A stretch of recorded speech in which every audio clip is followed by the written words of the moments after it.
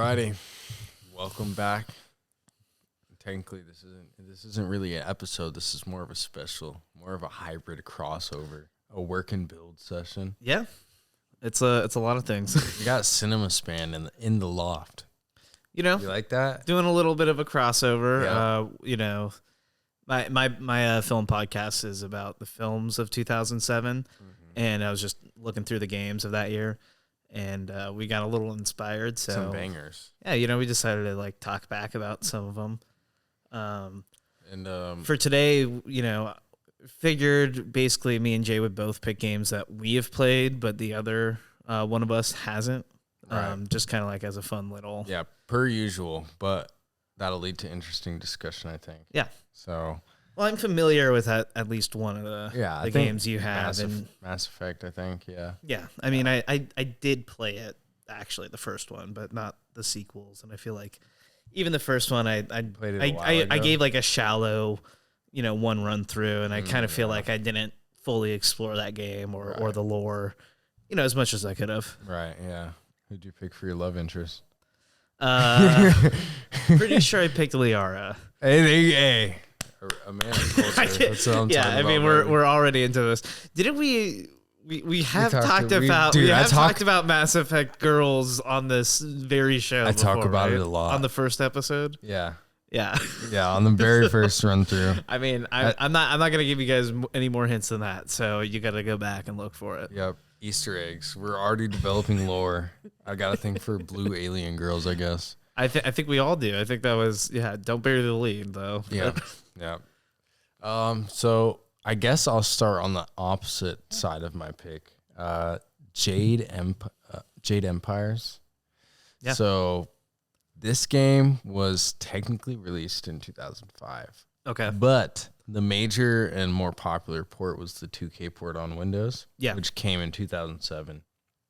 So pretty much the basis of the game is that it's like a Chinese mythology take on like an RPG of some sort, and you're a disciple of a spiritual monk. And you're supposed to go on this journey of revenge. This is pretty much like a vague synopsis because I don't want to give any exclusive spoilers because you can still play it on Game Pass, I believe.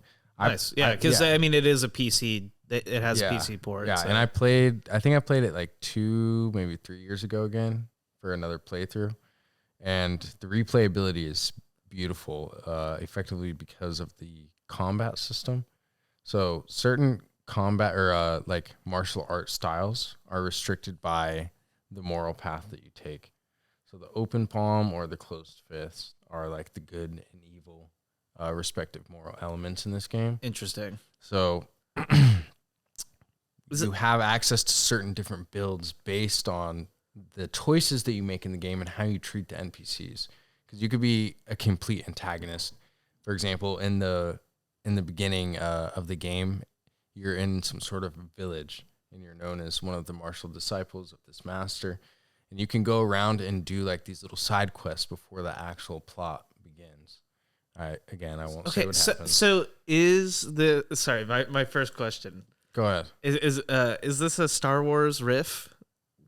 Why? Oh, with like I'm just hearing hand powers and good and evil. The clothes. And even some of this sounds like KOTOR or something. I kind of could see like a good comparison because like there's like chi and representations of like Taoist elements from Chinese religion. So I wouldn't say it's like the force is prevalent, but there are forces that you can use by harnessing your inner energy based on the path that you take. That's my question. Just were the devs like, okay, we don't have the rights to Star Wars, but like, it would be hella tight to make a game kind of in a Star Wars universe. I could kind of see it, but I know nothing about this game. So yeah, I would say that just applying my lens. I would say that it's more rooted in like Chinese mythology, which like Eastern. I'd say just similar inspirations. Yeah, Eastern fantasy. As Star Wars had. And I mean, I think George Lucas's interpretation of the Force is that of a philosophical stance. Yep. So I feel like there's probably some crossovers there because I think he may have studied like. Yeah, well, he's doing a lot of riffs on Eastern films. Well, yeah, and like the samurai films specifically. So that's dealing with its own moral code. Yeah. But as you progress through the game, it's a typical RPG loop, but right. The story and the writing is honestly like I don't know why it's like very cheesy now currently, but like then and still there's moments now that like will have you chuckling, and the dialogue's very, I wouldn't say interesting, but it's like immersive because they try their best to be respective to the actual culture. So there's a lot of like dialogue and references that you may not understand because you don't really get the cultural inference. Oh, like just because you don't, if you don't know that shit, then you're like, what the fuck does a frog in a well mean? Like, what is that supposed to mean? Yeah, if you don't know the idiom, then you're lost. Then you're kind of like, huh? That's the kind of non-hand holding I miss from like video games. Mm-hmm. Like, don't get me wrong, I get why like that can be off-putting, especially like if you feel like you got to do a lot of research or something to get into something. But it feels it's made authentically for people, and it's just there's something to be said just about presenting something to the audience and letting them infer it, and treating them like they're adults and they'll understand it, Mm-hmm. And I think usually that's a very like niche like audience that is into those like type games. It'd be people who play like Dynasty Warriors or Romance of the Three Kingdoms, stuff like that. It's Eastern oriented. It's released by Koei, but in this instance, I think Jade Empire's reached to a greater audience at the time because it was very, very popular on its Xbox release. Right. And in regard to the hand holding, this game was very much like that because even when I was playing it in the last 3 years, there's certain like areas in the map, like when you're trying to continue forth on the main quest, it doesn't tell you exactly where to go. You have to listen to the dialogue in the game, and the character will say, proceed east through the swamp, and so on and so forth. Right. And you have to actually navigate through the swamp, and it's big as fuck. Like I remember getting lost in there. I was just like, bro, where am I at? That's like, great. How do I get out of here? That's great. Hey, it brought back that frustration of when I was young and you've already cleared all the enemies on the map, so you're just running around. Dude, and you feel like you've like circled the map 10 times. Yeah. You just keep doing the same pattern, and you're like, maybe my eyes will see something new this time. Yeah, I gotta figure it out. If you're super desperate, you change the brightness settings. You're like, is there like a corner of the map I missed? That was me with Dark Souls. Yeah. But yeah, and I agree with that. I do miss that that element of it was freedom and frustration. Yeah. Because they go hand in hand with open world, not sandbox, but open world fantasy RPGs, because if it's just a railroaded, train ride, then it's, predictable and it's not very enjoyable. And you can't really like have any creativeness or role play with something that you can anticipate very easily. Yeah. No, I mean, exactly. You need a world that, feels unique and surprising, because I mean, otherwise, like, why are you playing it? Like that's exactly, I feel like there's this size of a game where it's similar to the ones I have too, where they were smaller productions in scope. Like they took a smaller amount of time to make than the AAA games that we have now do. Right. And I think because of that, they were, they were a little less worried about accessibility, because they are being super broad for a big audience. Accessibility is a good thing in its own way, but it's what we've talked about with Bethesda games, just where each iteration seems to water down the formula to be more and more broad, and how like it's great because it gets more people into the series, but it kind of betrays the veterans, and so like it is like this bitter push and pull that they're always going through. Or maybe what if we're just getting old? Oh, we're definitely getting old. Definitely getting old. We're turning into those old guys to go, games used to be better. Back in my day, games used to be fucking hard. I played Elden Ring. I played Elden Ring when I was your fucking age. You're nothing but a chump. But that's the thing is like you said, you want an RPG that can give you something new. Yeah. And yeah, it's something you're not going to get out of Fallout, right? Like Fallout 4 or something, right? Yeah. Does it feel like it's more complex than that, or I feel because like, everything I know about this game studio is that BioWare was kind of the best at RPGs back in the day. They cooked up. So I think that there was like a lot of layers to that game outside of just the narrative and the gameplay that made it a rich experience, and fulfilling actually, because it was like a good mix of like, you wanted to know more about the game, like the actual progression of the story, and the game provided enough difficulty to provide like a resistance that made it like worth it almost. So I got my ass kicked like quite a few times. There are certain like rooms or areas that I would run into, because I've been like bulldozing shit, because I'm not a 10-year-old kid, so I'm running shit, and I run into the room like full courage, and I just get fucking bodied. I'm like, huh. Okay, that's pretty interesting, but that's a part of the fun of it. And I mean, everyone that watches this channel already knows that I'm kind of a masochist. I played Souls-likes now, so I guess I evolved. It was a natural progression. I was destined to be this way, Yeah, but I mean, outside of that, that's like I don't know if it's a necessary downside, but there wasn't much else to the game's identity, in my opinion. That like pretty much there wasn't much more to it, I suppose, than just that experience. Yeah, because there wasn't anything like there wasn't anything. Oh, it's kind of what I brought up earlier. At that time of game development, there was no wheel to reinvent, right? So there was no RPG element they needed to twist. They didn't need to make a feature that was bright, new, and hadn't been done before. Yeah, they were just pumping out. They just wanted to make a good game. Yeah, that was story driven, and they can give players replayability and the ability to role play as one of the two chosen characters that you could pick at the start of the game, which is pretty much just male or female. Right. So, yeah. Yeah, interesting. Did you know if this came when it came out on consoles? It must have come out on 2005, the previous generation, right? It was on Xbox, the original and PS2. And I think they had Xbox 360 copies as well. Yeah, well, that would make sense. If there was a PC port, it would stand to reason that would be an easy, you have more processing power, right? Like you just literally figure out how to make that game run pretty easily. I'm sure the game next gen did run significantly, because it is like, I wouldn't say it hasn't aged well, but there's certain things about it, and you're just like, shit, games have come a long way, like since then, know?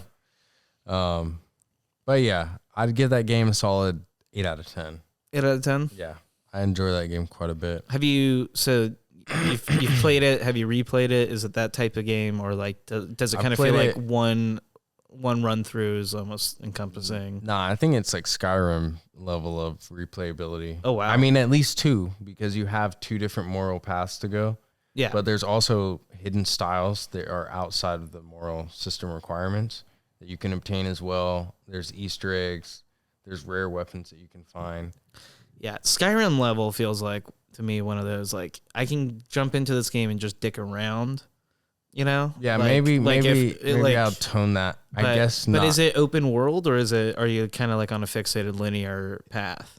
Mostly, so it's binary, like left, right, leads to different areas. But I think it's open world, instance based. So between the areas. Fair enough. I mean, which for the time, pretty good. Well, yeah, I mean, and like that's the thing is, like, I feel like it's essentially, I was just saying, like, is there a central hub or something? Like, can you feel like there's a world you're navigating, or are you just going through levels and you're pretty much experiencing a story still through one character? But as you progress through the world, I think at some point you restore your, because like Mass Effect is so story heavy, like versus absolutely. Like a Fallout, and they're both role playing games. That one, I would compare like Mass Effect to some like Odyssey shit, like great strife, of course, when a man is faced with pressure. Jade Empire is sweeping opera, like a space opera. Yeah. It's almost more Star Wars. Jade Empire is more like, I must avenge my master, and then things naturally progress and you meet friends and allies along the way. And, you know, it's a simple story. You know? But outside of that, I mean, good game. 2 solid replays. I think you could do it. Dude, yeah, that sounds solid. And you said you can play it on Game Pass. I think does it run pretty well on PC nowadays? Yeah. I mean, you can run it at pretty much max settings. I don't know if they've done like any sort of like upscale or remaster or anything, but I think that it's not like Morrowind level. They must have just cracked like some type of emulation, because like games for Windows. So actually, 2007 is the year that games for Windows launches.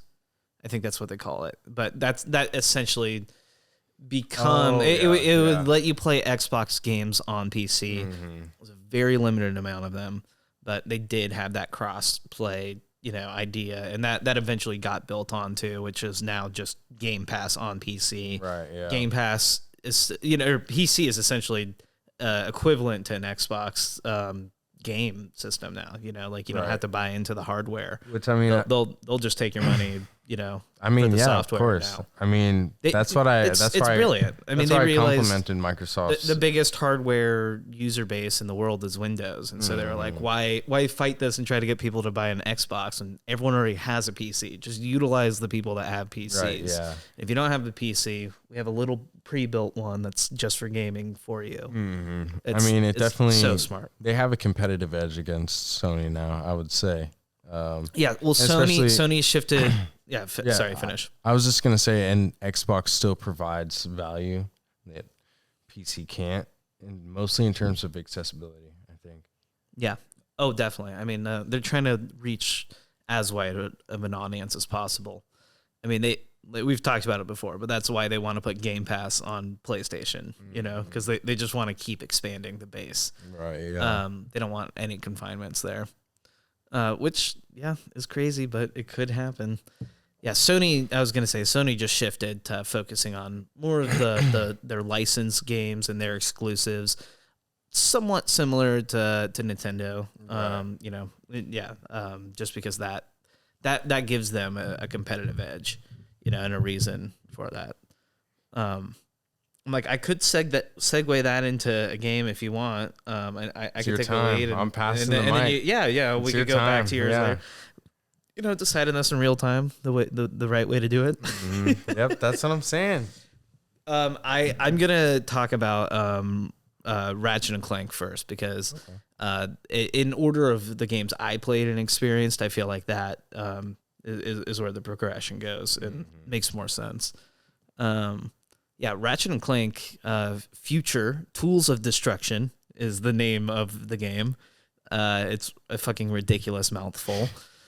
I love it. Ratchet and Clank Tools of Destruction. No. Ratchet and Clank Future : Tools of Destruction. Okay. Yeah, that is quite a mouthful. So, you know, the game was the series was already Ratchet and Clank, right? Second game had a clever title, Ratchet and Clank Up Your Arsenal. Yeah, that is good. Ratchet and Clank 3 was Ratchet and Clank Going Commando. How the fuck? Which they were just solid titles, and then they had like a small fourth game called Ratchet Deadlocked. That was just like an arena game. But this fifth game, you know, is kind of like a flagship title for the PlayStation 3. I mean, they showed it off at like I think it was like one of the E3s around the time, like when no one had seen it, and they were just showing off their version of Metropolis, which is their like capital city, you know. And it was just like a beautiful, you know, 1080p graphics that nobody had ever really seen on that level. And to their credit, you know, like this game runs really smoothly. Like it runs at 60 frames per second, pretty much like the whole game. It doesn't have any hiccups. Like they were able to develop it, but it was literally a game that was started so early in development of the PlayStation 3's life that they didn't even know what the final hardware or specs of the console were. So they didn't even know how to build anything. So they were building everything from the ground up, asset wise. And it's a really interesting point for Insomniac Studios as a game studio, because they were growing. They were trying to like balance developing multiple projects at once, kind of similar to what we talked about Bethesda doing at points. But what other stuff did they do? Well, I'll lay it out here. It's they essentially were just ramping up production where they would have an A project and a B project, right? And essentially like you start pre-production on one game while the main team focuses on finishing like another game, right? And then once that game's up, a lot of those people switch over to help finish the game that was in pre-production now come out. And then a few people just start making the next thing. And you just kind of keep parlaying team members from project to project. So you still have the same core of a team and essentially like a whole studio, like one or two studios working on, every game that you play. So you're not really missing out on any artists by like splitting your dev team actually in half, which is an interesting way to do it. But it comes to a point where it's where the industry is shifting and where we're talking about games becoming bigger and bigger, where there's just harder deadlines for games to hit, because someone at Sony said that we needed a game at this point type stuff, which can be detrimental to art sometimes. But it's also like I was listening to this video essay on the development of this game by Golden Bolt, which is really good, but it's just this idea that you go into a game with so much ambition, and games are so hard to make that you lock in a lot of creative choices early on, right? And then you're almost forced to like sculpt a game around those creative choices, because you can't just like scrap the assets you've made. And like some of the like if you like in this game there's like a pirate subplot that what the fuck, dude, it's great because that's crazy. This game had one writer, and then like another writer had to take over, and essentially they already had all the levels decided, right? And he's writing around all of these levels that have already been designed and developed, so like it's really hard to write a coherent story. That's interesting around that. But I mean the story is a mess here, but the level design is really strong, because I'm sorry, this is a huge rambling mess. No, it's okay, because that's a good point of visually appealing level design trumps consistent like logic in the plot. Well, and that's especially with this game. That's the thing. These Ratchet and Clank games, like they are essentially like they're a really weird thing that exists, because it's almost like the PG-13 version of Jak and Daxter, which was like a hard R from Naughty Dog, right? And like that was like a platforming game, and it was like here's a big dude and a little guy, right? And like they got a dynamic, big dude, little guy. Exactly. Like they're their own comedy team, like one of them wisecracks, like actually they both wisecrack, the whole game is about wisecracking and just smashing things and collecting orbs, and Ratchet and Clank did something similar. They went a little more mechanical. What I think really set these games apart was exactly the experience of the actual game. They were still going for slapstick comedy in their cutscenes, but like half of the time in these games, like it totally flops, like consistently through the series. I think the first, I think 2 and 3 are really consistent with tones, and actually like probably the peak for the series, but there's good stuff throughout, and even this one has like some fun stuff. There's like 2 robots who are like cranky grandpas. They're almost like Statler and Waldorf from the Muppets, like the guys who are in the booth, like chanting, like they're always they're just bickering back and forth. They're supposedly supposed to be like these mirrors for like the console wars and like the fandoms that like people were having. Yeah, what just like fuck? It's a dumb little. They're just trying tons of random shit in this. There's all these bit characters. You can talk to your ship in this game, like Knight Rider. Like it's It's kind of low key interesting, but like I was saying, the actual experience of the game, the guns where I was like, really one of the most unique parts of these games. Yeah, because that's mostly what I know about this game is you usually have some like crazy tech based weapon. Absolutely, and that was the tech forward focus of the series, was that you're always getting these crazy upgrades for your guns, and there's guns that are like in this one you have a slime gun, and it shoots out of like a little slime monster. He like lands like this, and then he just tackles like the enemy in front of him. Like he just locates someone and hits them. And then there's one of the funny. They also have like really funny ones. Like they had a Groovatron, which makes enemies stop and dance, and so you can shoot them. But they programmed unique animations in for every character of the game. All like the to interact types with that. and stuff. See, all that's where the fun is, bro. That's where all like the discovery comes from, because like. That makes you want to see, like, once you get a new upgrade, I would think in this game, you can do new combos with your guns that you currently have. Right? And there's good synergy between all the guns. This might be the peak of like weapon selection even in their games, because each one of the games like gets really experimental with the different guns in the PS2 era, at least. Mm-hmm. This one, because of its like its shortened development cycle. Actually, it was a 2-year development cycle. I should just say that straight up. But because of that, they kind of just fell back on the type of games they had already been making, right? So they just refined kind of their best guns and put them all together, and kind of just were like, what if we made like the ultimate Ratchet and Clank game? They remastered a couple of their like iconic levels even, and did like good homages to like their own self, but like we're able to repackage it in this like really beautiful presentation. Right. I mean, personally, when I first played this game, it was the first time I had ever played something on like a full HD video game. The way the story goes is that we had a tube TV forever, like way too long, like even past the point of like needing it.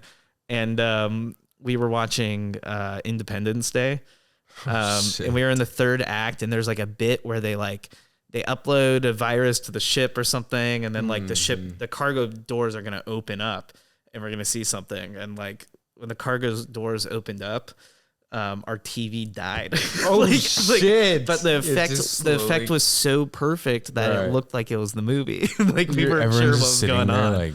Like, what the fuck? Is it all right? Is it on? Yeah. So that's crazy. So we ended up getting a new TV, and I think eventually like I was able to convince my dad, like, hey, a PlayStation's like a Blu-ray player, and like they're basically like it wasn't right when they launched. It was after. It was like 2, maybe 3 years after launch. I feel like. Yeah. I mean, that was when one like of their, the price had gone down to like at least 100 or 200. I mean, that's one of their something. like main feature. I mean, not main features, but selling points. Right. It had Blu-ray capability, and it was cheaper than the Blu-ray players at the time. Yep. Like, which was insane. Wait, for real? Yeah. Sony was taking a loss on the PlayStations. That's wild. As a console, as a hardware, just to get people to get the tech in the door and buy into the company. But because of them taking a cut on the hardware, they now are the best selling Blu-ray like hardware in the world, right? They refined the process of making Blu-ray readers and did it better than anyone else, which is that's where the hardware part of the company comes in, right? Sony is a world-class electronics company when it, first and foremost, before it is a video game company. Mm-hmm. The TVs they make, the speakers they make. That is true. I think I don't know if they do instruments. Probably not. No, maybe keyboards. Yeah. Or like audio interfaces or something. They definitely do audio stuff. So the thing I wanted to get into with the development cycle of this studio and how it was growing was that essentially they were working on the Resistance series at the same time. I don't know if you'd ever heard of that. General synopsis. It's kind of like a. Was it the supernatural shooter one? It is a supernatural shooter. There's like aliens invading or something. Yeah. It honestly, like in retrospect, isn't like super impressive, but also I think they had been making a lot of those kind of games before this. They were working on some shooters on the side, and they were.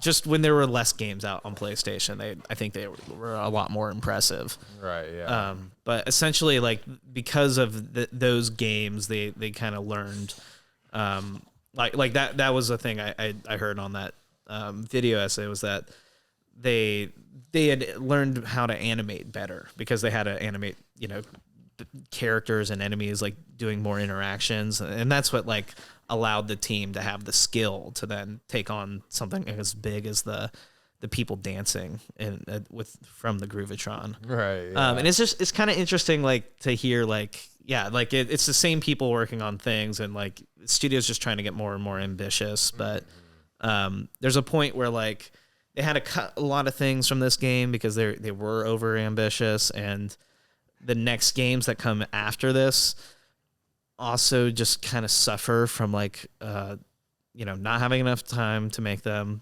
being over ambitious, pushing story off to the side and kind of just like flopping around with it, and the series just starts to kind of water itself down iteration after iteration from here. Right. And even though this is a pretty good launching point for a next generation of these games, the rest of them really don't hit great heights. Like 4 and 5. This is 5. So A Crack in Time is the next one. There's also a DLC game that came out between this called Quest for Booty. That's more pirate stuff. It's like a 2-hour DLC. It seems like at least they stuck to their roots. Like they stayed somewhat consistent. Yeah, I mean, maybe it just it's interesting. I feel like it was like almost I can't be sure about this, but maybe it was like a Halo type deal. Like they needed to make a certain amount of these games because they were so popular. Absolutely. And when Sony wanted Ratchet and Clank to be their mascots, they always wanted them to be like the faces of the company for really a long time. Just because what did they do? And I mean, they just tried to remake Ratchet and Clank on the PS4, and they made an animated movie. They basically did a reimagining of the first game, and it was supposed to be like a whole soft reboot of the franchise. When was this? This was at least 5 years ago. Oh, okay. Because it was PS4, and there is a PS5 so Ratchet and Clank, so they've moved on. Yeah, so they're still running with that shit. But that's the thing is that I feel like this series has really fallen off and like never really found its footing again. And do you think a game could actually live that long? Well, it's consistently. I think series can. I mean, for sure. I mean, but the thing is, every game is already thrown out like the last game. Like there's this game specifically is about story wise. It's about Ratchet is a Lombax, I think is what they call him. There's some shit like his race. What is he? Yeah, but there's this other guy who's he's like Tachyon or some shit, and he's like basically their races fought each other, like for hundreds of years and like have grudges against each other. And Tachyon was like the smartest motherfucker because he literally created a device called the Reality Nator. It's like the dumbest name. It's like a Dimensionator, like some shit like that that can warp people into other dimensions. And so he just warped the entire Lombax race away. And so like Ratchet's the only one left, right? Yeah. That's the plot of this. There's the villain. The second game is about like a masked villain who's attacking Ratchet and Clank, and their identity is revealed like halfway through, and they're a Lombax. And it's like the only other time the series is like done it, but they don't really address it here. Not that they need to. Who gives a shit? Kind of sick though. But it's just like it's interesting. This game kind of sets up a narrative for this like Ratchet's past, his race, and all this stuff, and they kind of just flounder around with it in the future games. Right. Like they bring back some other Lombaxes and like talk about his parents or whatever, but like nothing hits hard at all. It's why they rebooted. What would have been a narrative choice if you had like creative control? Oh no, I don't, dude. That's but that's what I'm saying. That's kind of what I'm saying though about the longevity of certain stories can only go so far. Most of the story in this game, like this is where video games were. The story was just crammed in between the levels, right? Right. Like they're just glorified reasons to get you onto the next planet. So they're, you know, sometimes they're really fickle, you know, just because they have another level to get you onto. Like the pirates don't serve a greater purpose in the plot, but they have fun levels. And at the end of the day, you're like, okay, maybe that's what we're here for, is just like some fun genre shit. But okay, so yeah, essentially, if I had to pitch something else, it would probably lean more into the cartoonish roots of this series. They kind of hinder themselves every time they try to get too serious, right? Because it's a tonal issue. Like they want to have like the meta, break the fourth wall, talking to the audience, 2000 snarkyism, but they also want to be like, they're not exactly sincere. Like, they have emotional moments that are undercut by jokes. Yeah, you can't have it like both ways. Exactly. And it's also like it's a fucking like weird fox looking thing in a robot, like it's not exactly like the easiest, like it's supposed to be human conduit. And right. Yeah. And like Ratchet's an asshole. That's why I love his character. Is like at his core, he is an asshole. And like Clank like really softens him up, because he's just like, it's weird that like the cold robot is like the empathetic one, Yeah. Let me look at him. I want to see what he looks like real quick. Oh yeah, you gotta. But the villains in this series are really interesting, because that's the thing with the villain in this, Tachyon, is really rough.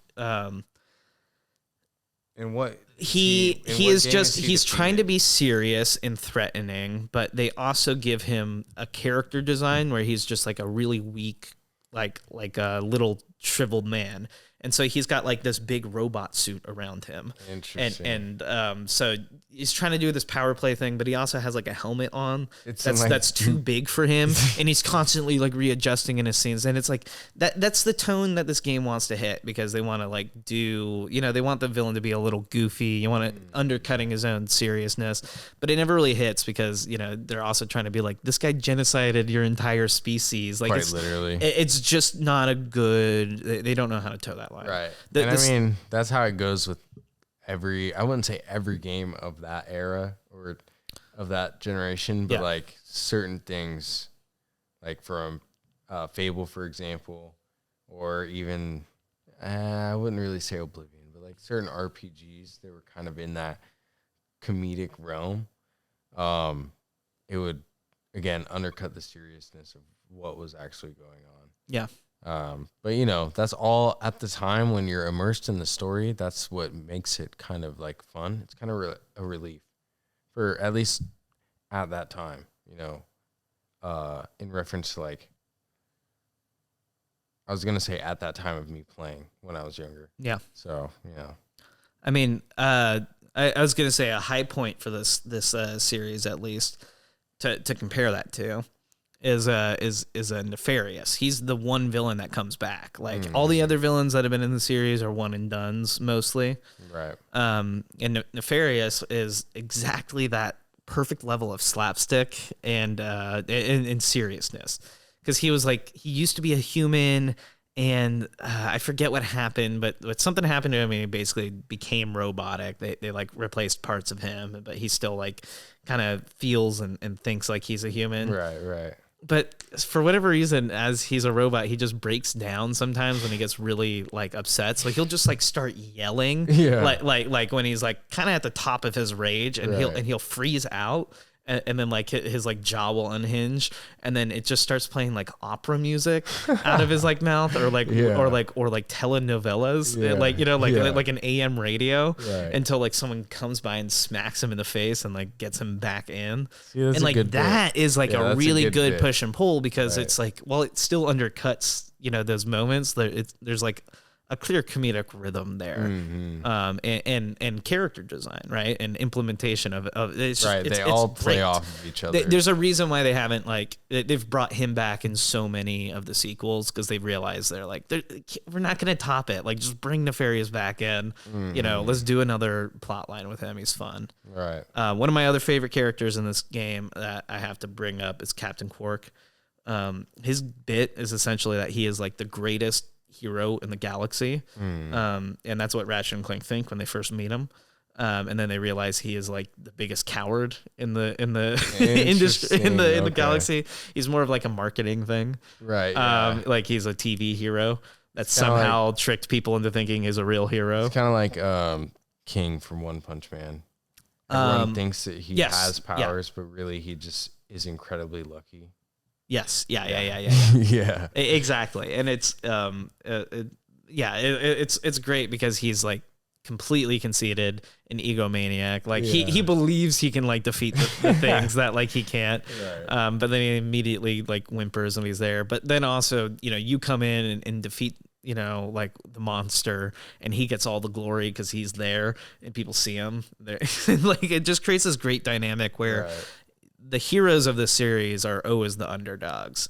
And yeah, they're still getting a lot of like the dynamic of some of these characters right, but yeah, the game just gets worse when Quark just becomes like annoying in the storylines and has really no purpose other than just being an annoying character. Like, just that's all I can really critique him as. Like the way that when Ratchet is no longer an asshole, there's no unique character. There's no reason for his character to even like exist. He's just kind of like a plain hero moving through the world now, and it's just like they just tend to, that's the way these characters get watered down. Essentially, is what I'm getting at. Right. Yeah.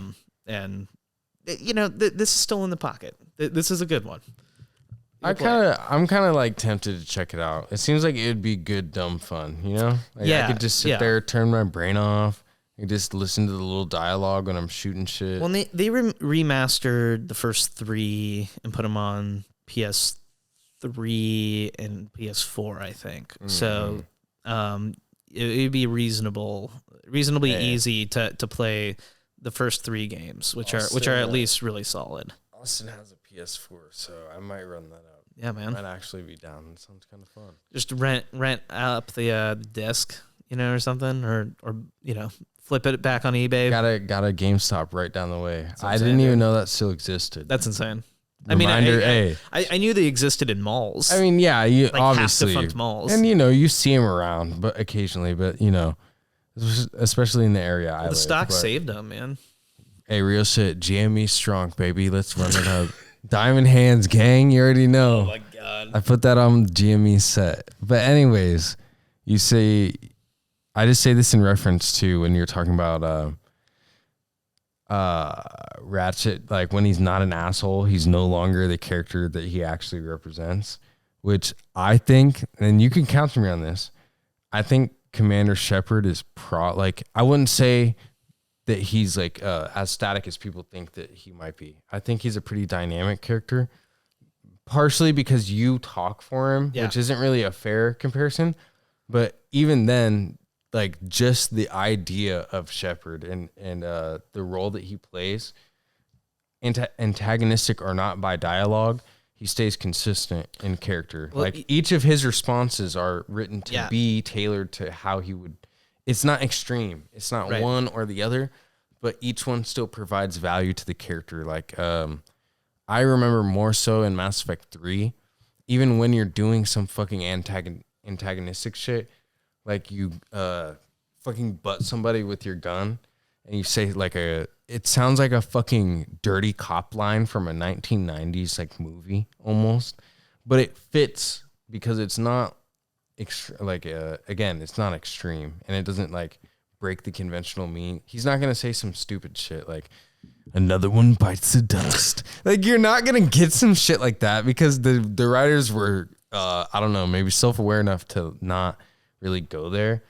Even though I will say, and I'm no longer really comparing the characters, I just was referring to his dynamicism in the flexibility that the writers provided the players to be able to like play these alternate ways while maintaining the characters consistency. Yeah.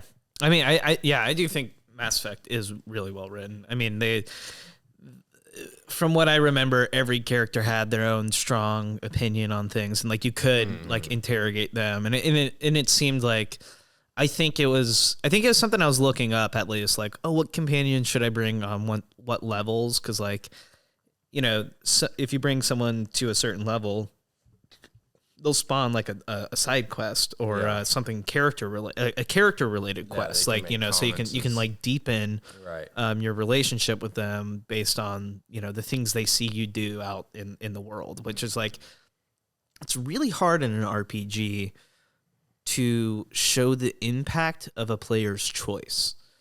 And I think that's something that they were getting right, you know, immediately, because BioWare just became known kind of like for a lot of these companions. And this companion kind of like story system is something that like a lot of other games it was the same started to implement, you know, from Fallout to, I mean, even Outer Worlds. Or, sorry, I was confused that with the other. And Outer Skyrim. game. Because Oblivion didn't have, of course, you had one. Well, I was just saying, like the Bethesda games, general, the Obsidian games, that also, you know, even Obsidian now making their own version of it, they're like, that's still something we want to keep. Right. That's something that is worthwhile. Which it's a dynamic system. It provides a lot of depth, you know. There is something interesting though that I wanted to circle back on, which is what you were saying, where people were complaining, or not complaining. It was something about Shepard not being an asshole.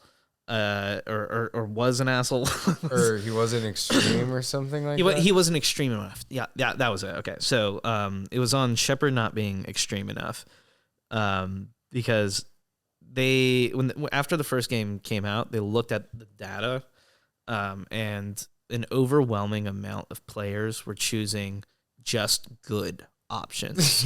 Yeah, like no, but because it's this phenomenon that like people play a game and they want to get things right. They want to feel like they did the good thing. Mm-hmm. Like a lot of people are like just afraid to pick like a negative option sometimes. And like sometimes when you do pick a negative option, the response is like way bigger than what you expected it to be, given the way the dialogue wheel works in this game. It doesn't give you the full line, right? Or does this one? No, it gives like a short kind of like, if it's like, yes, I'll let you go, or it says you're not going anywhere, it'll be pretty close. But there'll be added consequences, obviously, by physical action or lack of that. Right. You know? But it's similar even in other games, like Infamous, which was a sucker punch game, I believe, PS4 or PS3 exclusive. Most of their players were only choosing the good path and never trying the bad path. And it's interesting because the dev team put in an equal amount of time into both, you know, wanting them to both be good experiences. But that is actually really interesting. It's just like for there to be a public consensus on how the player character, acts in a game, you know, that is all about role playing, is kind of crazy, because theoretically you should be able to express any type of characteristics through your gameplay. Right. But everyone's just saying, "Oh, he's a good guy." We all played the good guy path. Yeah. You know, and that's what we imagine Commander Shepard to be. So now the sequel has to build on like the good version of him and not like the nuanced version maybe you played, or, you know. Yeah, the darker side, Shepard. Yeah. Although they, no matter which side you pick, I think they meet perfectly in total. Like they transitioned in between the games perfectly. Right. It seemed like they didn't try to go one side or the other. It was never too the hard. Point where it was like, and they try to bring your past into it. Yeah, because they would never like go. You could load up your old save. That's why I love BioWare. They did the same thing with Dragon Age. And they did. The continuity is what makes games like feel good and matter. Despite even if you want to get things right, like there's certain things that I've done in Mass Effect for like what I deem the greater good. And I'm really thinking about it. You know what I'm saying? Like, I think it was Mass Effect 3 or 4 where I was like, yo, I'm going to have to sacrifice other people to the Reapers. What if I sacrifice myself? And I was like, fuck that. I was like, why the fuck would I do that shit? The galaxy is treating me like shit and kicks me around in a fucking shit can for 4 games. But I ended, and I got fucking Miranda and fucking Liara waiting. They're waiting for both, me. Huh? Bro, hell yeah. Ran that shit up, baby. And you know what? I fucking sacrificed the option is to merge your consciousness with the Reapers and then send them to a dormant sleep or a distant galaxy. Yeah. Which I just chose that, which stops the cycle because you can destroy the Shepherd hive mind destroys like the rest of the Reapers. So it's like the good. It kind of like Paul Atreides, that shit. Yeah. Right? You're like yeah, real spiel though. I'm saying. Fucked up, man. Which I guess you're like, I'm gonna just become a Reaper real quick. Yeah. Hey. BRB. Actually, I'm gonna become every Reaper. I'm gonna become everything. What's that movie where Johnny Depp becomes like a sentient, like a god? Like they upload his consciousness to a computer, and then all of a sudden he's like, "Ooh, all the processing power in the world, unlimited power." And goes to Silicon Valley, starts vamping all the power. Yeah. I think that's what he did in real life to beat his court case, right? We don't talk about that, dude. We did talk about Johnny Depp on the 2007 double feature episode of CinemaSpan. Oh shit! Pirates of the Caribbean, At World's End, and Spider-Man 3. Shit! Kind of hit in the veins right now, Who man. The fuck is he? What is he playing? Spider-Man? He's not in that. He's just in Pirates. That's just the episode. But we were talking about Johnny for sure. Can you imagine a Johnny Depp Spider-Man? Dude, I think so. Spider-Man. I think Michael Jackson was trying to buy the rights to it forever. He held on to be Spider-Man. Who else? I mean, James Cameron almost made a Spider-Man movie. I don't know who his choice was. Oh no, he almost made a Superman movie, right? It's Spider-Man. It's Spider-Man. That was Spider-Man. fucking Nicolas Cage Superman. That's Tim Burton almost made a Superman with Nick Cage, and you can see the costume test of Nick Cage in the suit, and the suit looked pretty good. Not gonna lie, I just didn't think he could have done it. I just didn't like him in it. He just looked too old for that shit. Dude, I think not chiseled enough chin. He was younger still. I mean, that was pre-National Treasure, bro. Where was my boy Jake Blink Gyllenhaal at that point? Was he acting yet? Jakey boy could have done it, dude. He could have. Jake Gyllenhaal was up for Spider-Man, I believe, with Tobey Maguire. So around that time, he would have been. Probably eyeballing that instead. Dark Superman. 3 years later, I guess, but I guess he could have. Yeah, I think he would have been way too young. Yeah. Yeah, that's what I was thinking. Good shit. Good shit. Sorry, good tangent. All right, Mass Effect. Oh, Mass Effect, man, love it. And that's sorry, I was just like. No, you're good. How to train. I've played the first one. That's like only the first one. That's my scope of it. I know about the what the fuck. Some of the Reaper shit. Louis, I got what the fuck, man? I got the trilogy, and I played through the first one and like maybe half of the second one, but like I just lost steam on the second one. I don't know why. I would say I had a lot of games to play back then. No, come on, bro. That was my GameFly days. Like I was so you're running it up, then. Dude, I was trying every type of game, like just fucking. Dude, you have to playing some shit, being like, man, burning through shit. I don't know if that's when I became aware of like gameplay tropes, and loops, and being like, oh, this is this type of game, like understanding like more to the patterns of game design. Listen, you gotta at least play 2 and 3. I don't know if you can save like this. The save files are still available to import. I think so. They have PC versions. I think if it's local, you can. But I think when the new one came out, they like re-upped on all the HD versions. Because there's like a package with Legendary Edition. Which, all right, anybody out there watching this, do not play Mass Effect Andromeda. That shit is not. That's like a a shitty side comic to like a really good series. Andromeda. Nah, that shit is terrible. And You know that Shepard's Gorilla song? no. It's called Andromeda. I was never exposed to the Gorillas really. Oh my god. I think I've seen one Gorillas music that's video. on Humans. Humans So it's the album. yeah. When did that come out? That one was like one of their more modern ones, like 2016. Interesting. I might have to check them out. Yeah, there's a great Vince Staples feature on that album. Oh, for real? Oh, he's like Vince Staples' career is like his best songs are on everyone else's albums. I feel like he has good stuff on his own, but he's just a fucking goated feature. Good tangent off Andromeda, but highly don't recommend it, and here's why. Okay, I'm gonna go on my lore vent now. It's lore vent time. So, like the basics though, right? Like there's biotic. There's biotics. There's Liara and Miranda. There's Miranda. There's also Caden. If you want to swing that way, if you want to. What's the one that has the veil and the mask, the head mask? Starts with a T. Key. It's a fucked up name too. I don't need to know. Just it's keep all right. talking. Just keep talking. She can't. Hey, when she just pops, saying, isn't that lady when crazy? when you hit, she pops the suit. That's all I gotta say. Yep. But nonetheless, who's the big dude?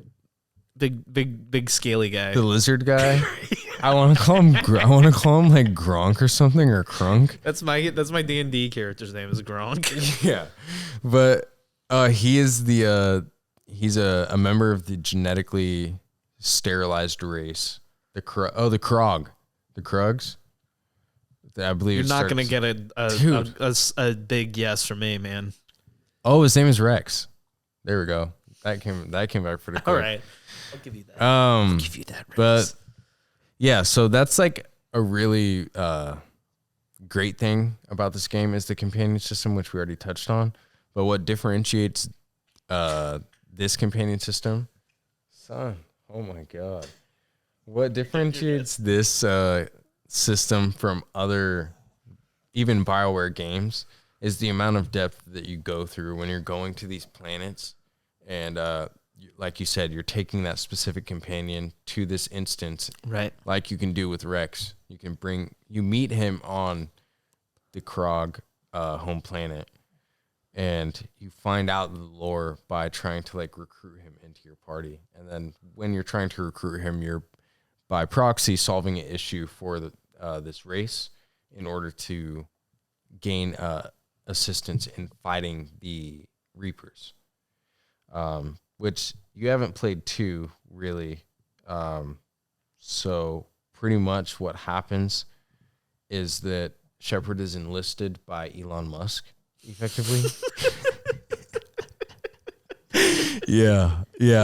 The elusive man, not so elusive anymore, motherfucker. I know. I was worried about this tangent. I was like, this is going nowhere. I'm like, no, this is going good. somewhere. This is good. Yeah. I know who you are. You're not so elusive. I figured it fucking out. Dude, he's modeled literally like a handsomer Elon Musk, but with cybernetic implants in his eyes. And he wears a suit and he sits in front of a because he's star. probably perfably sculpted. Like, Literally. like you're right. So if you're at the point where you have cybernetic implants, they're definitely doing cosmetic surgery to your face. Oh yeah, in your body, right? Oh, like yeah. he's not even working out. He's like only just do the eyes. He doesn't eat food. They just like nope. They tube feed him. Guy just sits in his chair and watches the sun. I mean, he gets in you get in this little orb, and then it works your body out for you in 15 minutes, man. You just watch an episode of TV. It's Elon, and then you're worked out for the day. But that's how the future works. That's the rich and powerful for the 1%. See, I was about to say, but he is probably the 0.01%.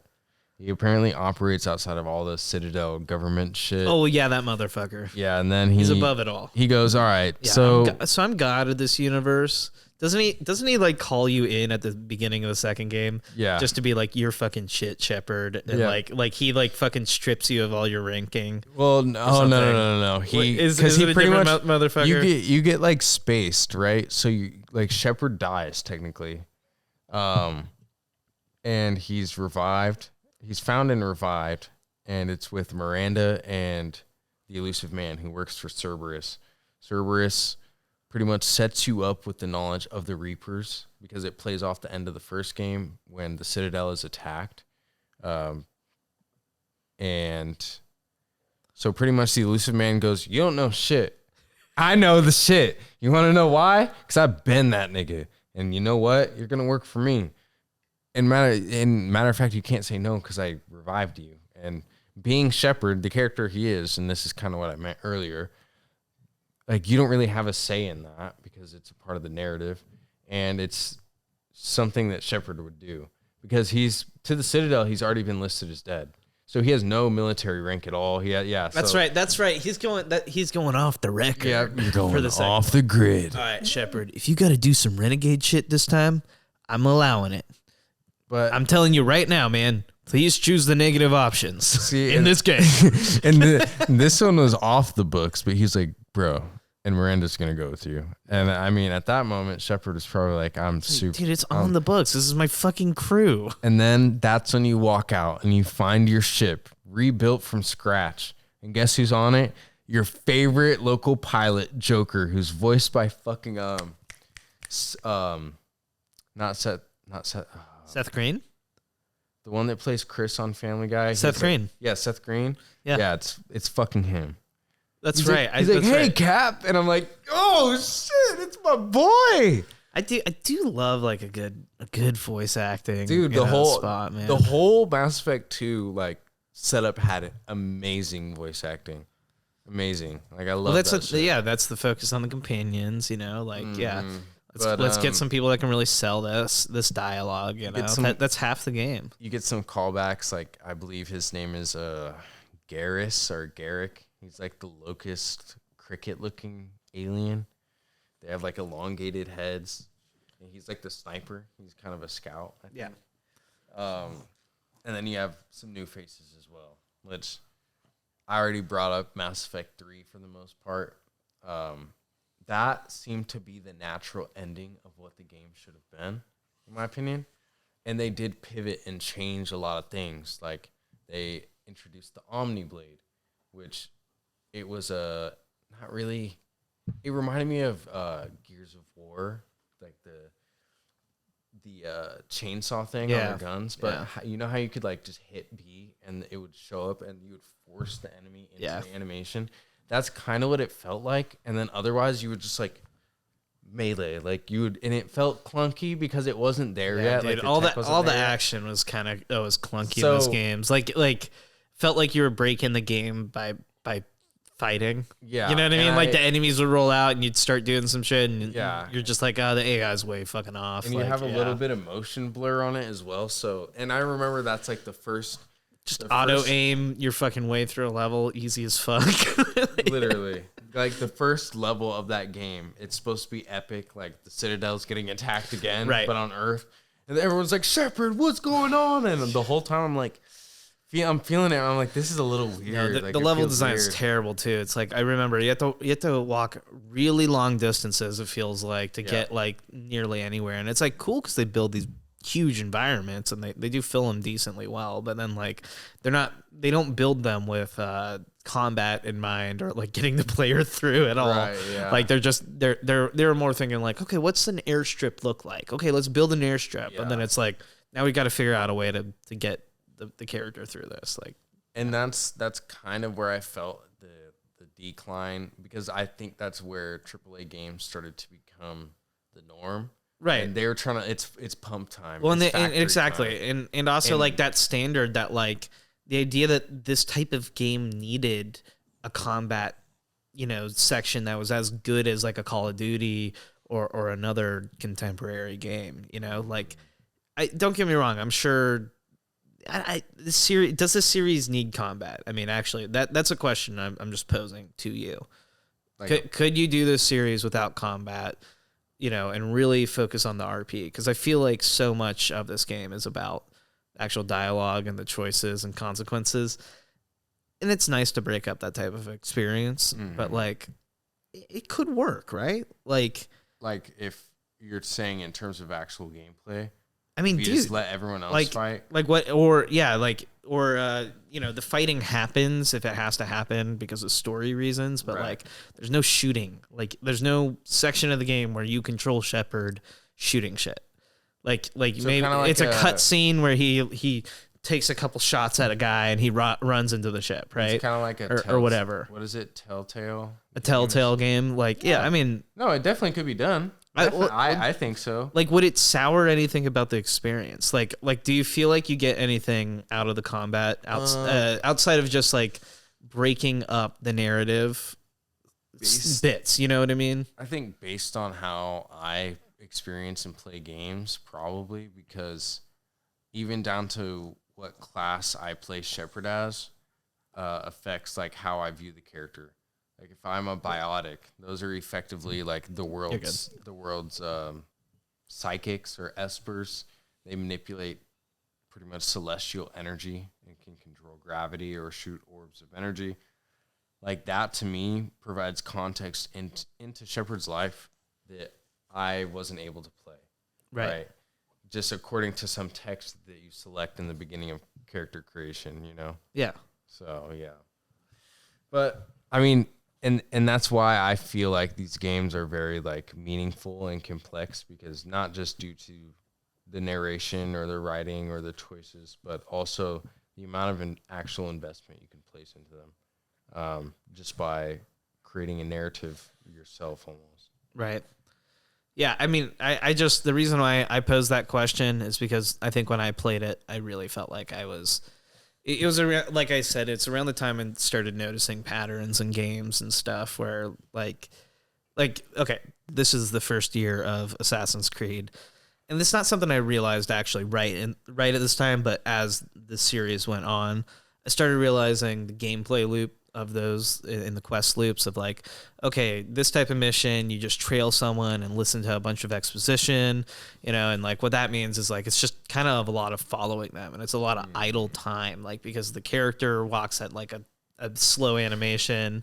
Exactly. And it's just like it's not synced up to like your movement speed. So it's just this janky like experience of like moving forward a little bit, then watching an NPC slowly stroll through like a courtyard. Just like really unengaging gameplay. Right. But like they feel like it has to be done. And like every game just continues to do the same, you know, it follows the same structure. Right. Right. And like with the Mass Effect games, like it was just, again, probably when I came to it, because I didn't play them when they came out. I played them after, you know, down the line when I, you know, was at that point with all those other games. And I think I was just kind of like, I liked the RP stuff, you know, that was the type of stuff I was into. That's why I really love Fallout New Vegas at that time, and other RPGs like Skyrim or you know, what have you. But you know, the story was enough to get me through the first one, but by the second one, I mean, dude, I just remember that none of the upgrades really felt impactful in the character progression. I was like, what kind of build am I doing here? It's like, it has some perfunctory, like D&D type, like stat build stuff still that feels like a weird holdover of RPGs, you know, before like the kind of you know, game design for RPGs became a little flatter, maybe. You know? And it's like, don't get me wrong, I'm glad they attempted some density there, but I don't think there's much. I didn't find anything in the gunfire that kept me going. I think I think a boring gunfight is probably where I ended up putting down the second game. Yeah, it was you know, being like, okay, I'm only half into the story, not into the gameplay. And that was like my out on it. Yeah, I think the only thing that I liked mostly in that department was just the armor customization. Because you can unlock specific shaders if you hunt certain achievements. Like colors? Yeah. I'm always into accessory upgrades. I was rocking the gold Shepherd, bro. Let's go. But I do agree the gunplay wasn't very impactful, but that I feel like that's just a side con of having a third person oriented shooter, is that you don't really feel that the gunplay is as impactful. Well, I mean, at least when I was using the AR, or the basic. Not to segue, but can I segue? Go ahead. Uncharted, which is my game. Shit. Oh, speak of the devil. You know, don't get me wrong, the first game is not as polished as the later ones. And was actually a little bit clunky for being a third person shooter. But that franchise, like after like the first game is still definitely playable, gameplay like shooter mechanic wise. But like the second one on, like they fucking nailed third person shooting, in a way that it's Resident Evil or Silent Hill kind of like also those are games that like had early third person shooting mechanics, but those are like clunkier experiences for sure. So I can see like Mass Effect was trying to do something light, but it's just like it feels so airy to me. I think in a way, I think 3 got it. 3 took steps forward and backwards. I'm sure. But Uncharted, I feel like, from what I've seen, is that they focused on motion, like range of motion for the character in a third person view. Well, right. But what benefited, what's his name? Nathan Drake. This motherfucker's like a Indiana Jones like slow shooter. I mean, but it's realistic gunplay because you can't just Mass Effect is a futuristic setting in which you could just swap weapons via mechanical storage or advanced storage spaces. But Nathan Drake is limited to like an Indiana Jones tool set, exactly, in which that fits the third person gameplay a little bit. Well, better. and I was gonna say that taking that lens, the gunplay in the first one is just like a little slower too than the other ones, and that puts a little more impact into every shot, right? It makes it feel a little more like an action movie in that way. Yeah. It is definitely a series that is a full ripoff of Indiana Jones. I mean, there's no doubt about it. Sexier Indiana Jones though, so. But that's positive. what I kind of love about like both Ratchet and Clank and Uncharted. Like I said, they're kind of Ratchet and Clank was influenced by Jack and Daxter. Don't get me wrong, but they were also like, yeah, but we're gonna try whatever shit makes us laugh. Like they always had cheat codes in the game that would like be like a big head mode and like all that type of like the fun old stuff. School, like dev team humor. I feel like, and that's like where the game's personality came from. It felt like the same people that were that same core team, and Uncharted, it really I feel like the story is I love these games. I was always a huge fan of them, but they hit something so essential in the adventure storytelling genre. Like they do feel like these whimsical and globetrotting affairs, kind of like a James Bond movie in some ways. That's the vibe I was getting to as well. But that's the thing is like, again, this is a series that's not afraid to have an asshole as the lead. And that's like what makes, I think, Nathan Drake such a fun protagonist. Yeah, that's a good point. Nathan Drake steals from white people, dude, right? This is how the first Uncharted starts with a grave robbery. Oh shit! Right? So, but it is a twist on a grave robbery. It's basically he's out in like the Caribbean, right? And they've hauled a casket from the sea, and it's Sir Nathan Drake or Sir Francis Drake rather. Who it's his grave, right? And they're about to break it open and see if his body's in there. And Nathan Drake has brought along a documentarian called Elena Fisher. And when he breaks open the casket, there's no body in there. And she's pissed. She's like, what the fuck? You promised me a body, for this documentary, all this stuff. And he's like, that's not what's important. And he grabs a ring out of there. Or he grabs a ring or he grabs a notebook. I forget, but I'm pretty sure, I think it's the ring because he wears this ring across his neck. Yeah, wasn't that? And he says it's handed down to him from his grandfather, which is Sir Francis Drake. That's where his name Nathan Drake comes from. Right. Yeah. Fun twist. That's totally a made up thing. He makes up the last name to give himself status within like the thieves world, and it's like it's a really fun quirk to the character. But like when you first meet him, you kind of believe this. See, I mean, I didn't know that because I was like, what? I immediately was like, what's his name? Nathan Drake. Yeah. See, it worked on me. Exactly. But what's great is immediately some pirates start like coming after you. Right, yeah. And it's just like Nathan Drake's always in fucking trouble, and like this documentarian girl who's way over her head is now in it with him.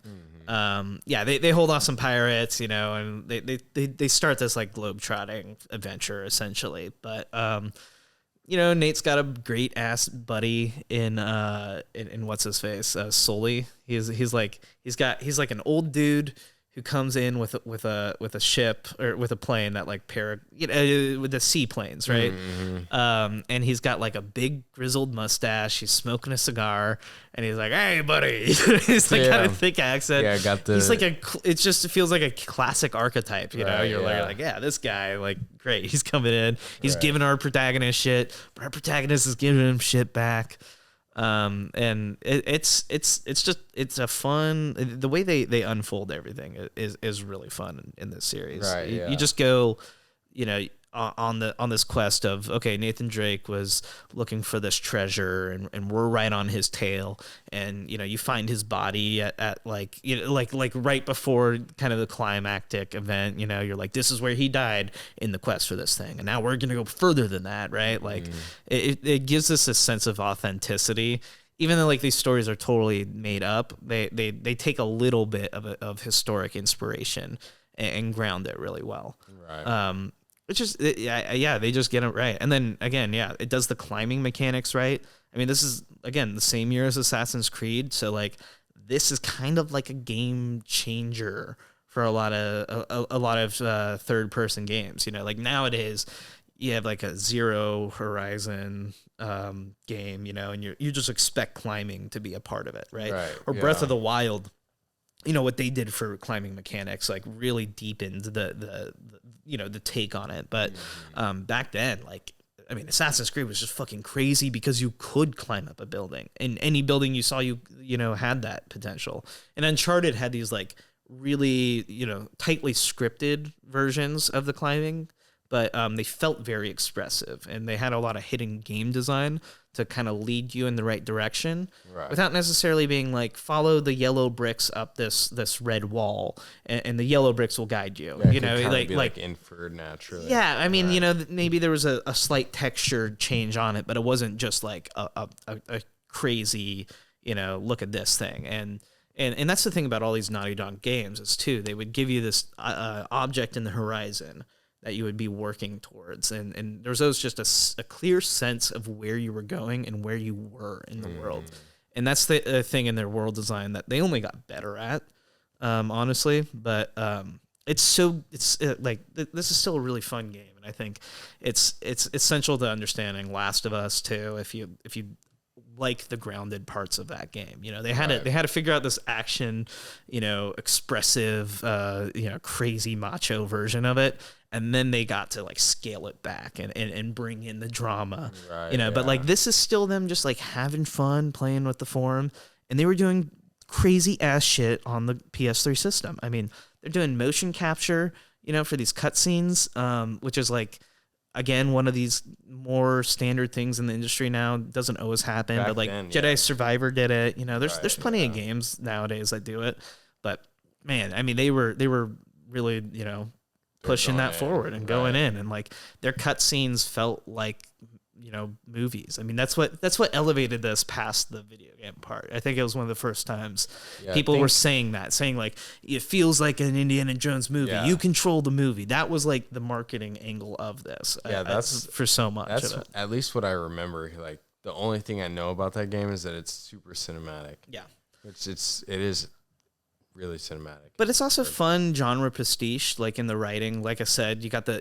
like Sully is like, this lovable gruff, and, Nate's an asshole, and, like there's a character called Eddie Brock in this one, or not Eddie Brock, Eddie something, but he's just got like a gold gun, and he's like a fucking dick, and like, there's always like an English villain, who's like trying to like, who's got a bunch of money and a bunch of fucking military guards, and is just like, somehow supplying thousands of minions for you to kill. The second game, which is the best of the series. When you encounter the villain, he says, "How many men did you kill to get here, Drake?"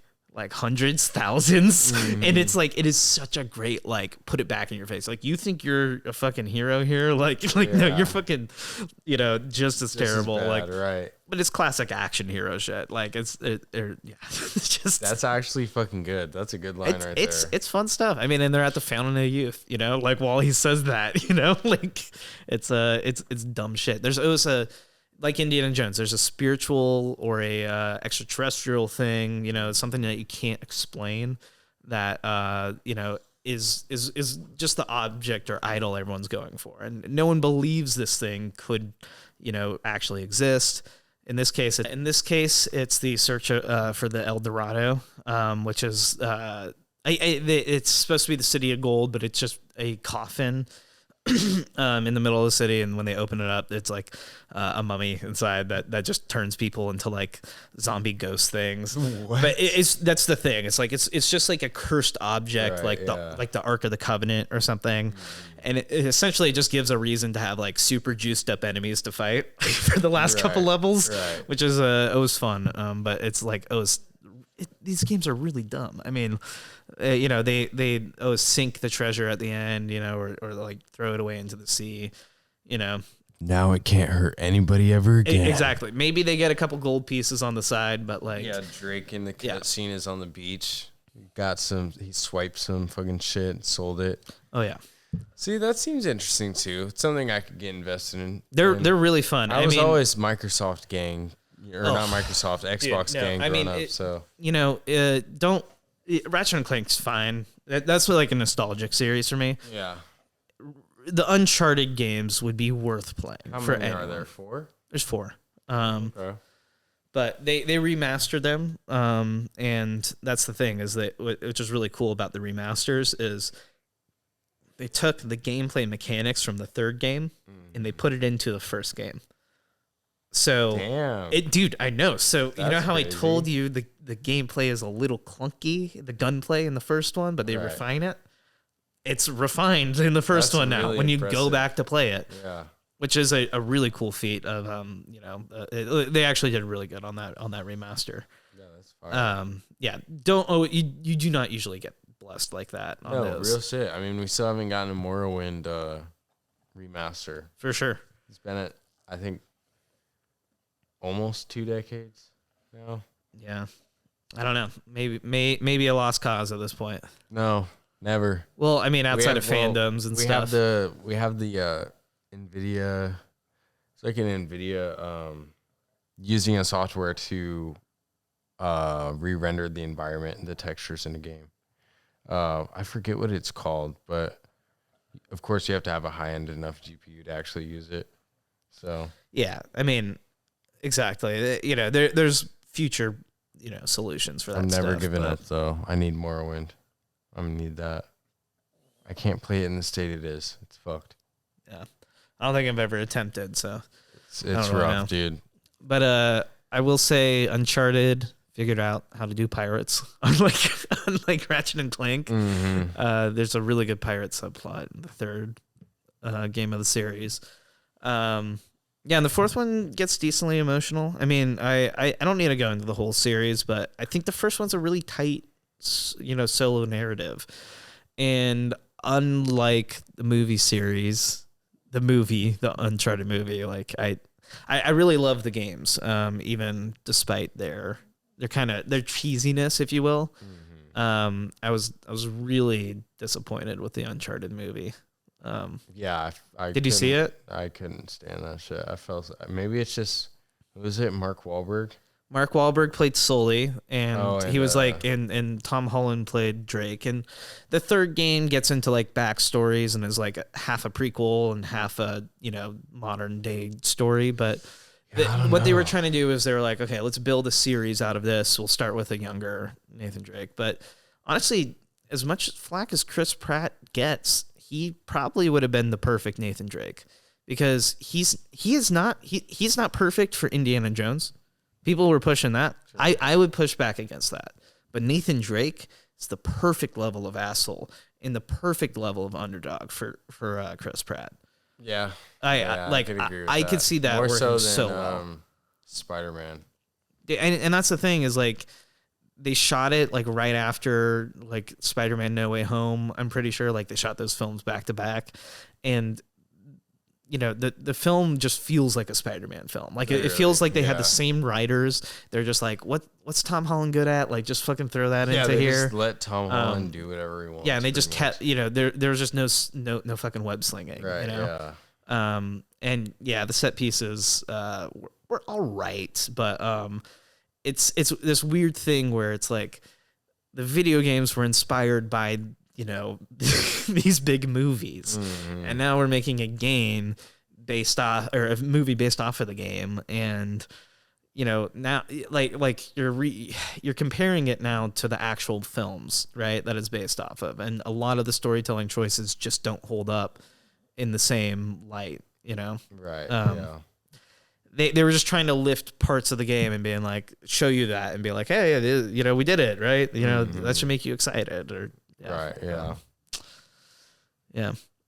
Good old Tom Holland. Good old Spidey Man. We're bringing it through. Chris Pratt, dude. Unbelievable. He already has all the roles. Give him to other people. Yeah, I know, man. But that's a franchise I wouldn't mind him being locked into. All right, Jay. Well, I think that might be it, man. I think that's everybody, go and listen to Cinema Span if you get a chance. Also, go and check out more of our gaming stuff. I think Jay's got some stuff on the Nico Mac channel. We've been in a little drought, but we got some content on the way. Oh, don't worry, man. We have a previous. You never know when someone's watching it. Don't worry about that. There's shit up there if you look right now. Yeah, that's what matters. That is true. It's up there and it's out there. And this was Cinema Span in the Loft. Did a little crossover. I like that, dude. That's good. Cinema Span in the Loft is nice. But make sure you guys like and subscribe, and check out Louis on Cinema Span's YouTube. Thank you. Peace. Peace out.